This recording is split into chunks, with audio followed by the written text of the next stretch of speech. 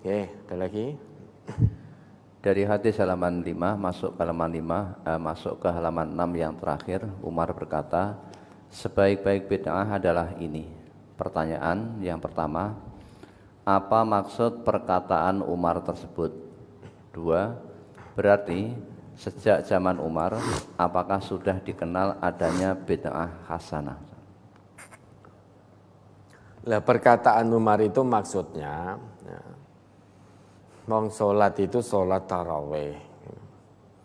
Sholat taraweh itu bisa dikerjakan secara berjamaah. Ya, bisa dikerjakan secara berjamaah. Lah dulu di zaman Nabi, di zaman Abu Bakar itu sholat taraweh kalau di masjid itu dilakukan secara berjamaah. Tapi kenapa kemudian sesudah itu orang-orang pada ngumpul di masjid kok sholat dewi-dewi, sholat taraweh sendiri-sendiri? Maka Umar punya azam. Kata Umar dalam hadis itu, ya, kata Umar apa? Inni ara lau jama'tu haula'i ala qari' lakana amsal. Aku melihat jika mereka orang-orang itu aku kumpulkan dengan satu imam, niscaya itu lebih baik. Kenapa kok sholat sendiri-sendiri? Kemudian Umar berazam untuk mengumpulkan orang-orang itu. Dan akhirnya dikumpulkanlah orang-orang itu sholat berjamaah dengan imamnya Ubay bin Ka'ab. Dan sesudah itu orang-orang kalau di masjid sholat tarawih tidak pernah sholat sendirian lagi. Kalau pas ngumpul itu, jadi sholatnya senantiasa berjamaah. Di bawah dipimpin satu imam. Nah kemudian melihat itu Umar ngendika, ni'mal bid'ah hadhihi. Sebaik-baik bid'ah itu ini.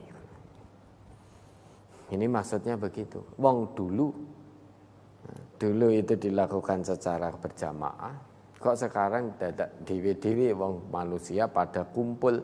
Kalau ini dikatakan bid'ah, maka ini sebaik-baik bid'ah. Jadi bid'ah yang dilakukan oleh Umar ya hanya mengumpulkan itu. Mengumpulkan orang-orang yang sholat tarawih sendirian. Dikumpulkan, dipimpin satu imam. Apakah sejak dulu sudah ada bid'ah hasanah?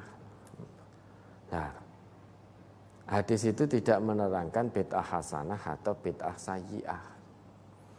Itu hanya menegaskan bahwa Umar mengatakan sebaik-baik bid'ah itu ini. Kenapa? Karena itu dituntunkan oleh Rasul dulu.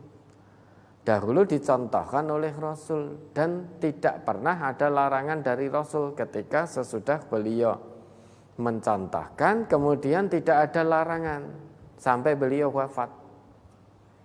Nah, kalau tiba-tiba sekarang berubah, sholatnya ning masjid ngumpul sendiri-sendiri tidak berjamaah, tidak dipimpin satu imam, maka dikembalikan oleh Umar seperti dulu.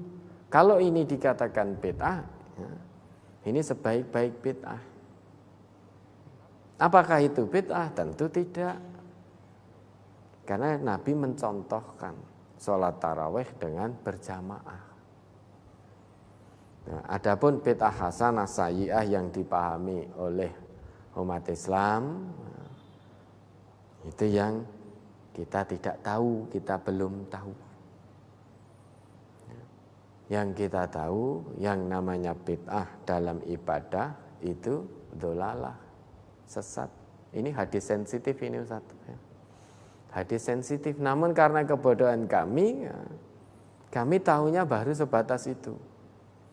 Bahwa Nabi ngendika kullu bid'atin dhalalah wa kullu dhalalah finnar. Setiap ibadah yang diada-adakan tidak mengikuti contoh dari Rasulullah itu adalah hal baru, Setiap ibadah yang baru itu sesat dan setiap kesesatan finar, kurang lebih hadisnya bunyinya seperti itu. Nah, perkara kemudian ada yang membagi bid'ah menjadi hasanah, menjadi sayyi'ah, ya monggo saja, kita tidak melarang itu. Namun kita belum sependapat dengan adanya bid'ah hasanah, sayyi'ah, karena kalau dalam ibadah yang namanya bid'ah itu dolalah. Itu hadis Nabi seperti itu. Nah, kalau memang saudara-saudara muslim lainnya melihat kami salah dalam memahami ini, maka mohon kami diluruskan. Nah, kita tidak melarang pemahaman adanya bid'ah hasanah, tidak menolak itu, tidak. Cuma belum sependapat karena belum yakin, belum tahu ilmunya. Ada lagi? Sebentar, ada apa yang dilakukan Umar tadi? Karena dulu dicontohkan Nabi. Salat tarawih berjamaah dipimpin satu imam. Kok tiba-tiba ini orang-orang berkumpul sholat sendiri-sendiri? Maka dikumpulkan, dipimpin oleh satu imam. Dan Nabi sampai wafat tidak pernah melarang sholat tarawih dikerjakan dengan berjamaah. Fatuwfiya Rasulullah sallallahu alaihi wasallam wal amru ala dzalika. Dan seterusnya itu.